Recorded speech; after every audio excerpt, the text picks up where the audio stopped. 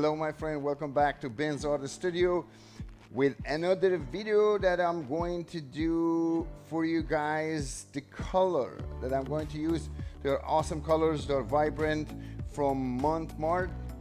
That's the company that I'm going to use. I love the colors, they're so vibrant. I love that. So that's the color I'm going to use, and for the base I'm going to use liquitex red one. I love that. So for the red part, liquitex, rest of them Mont Mart.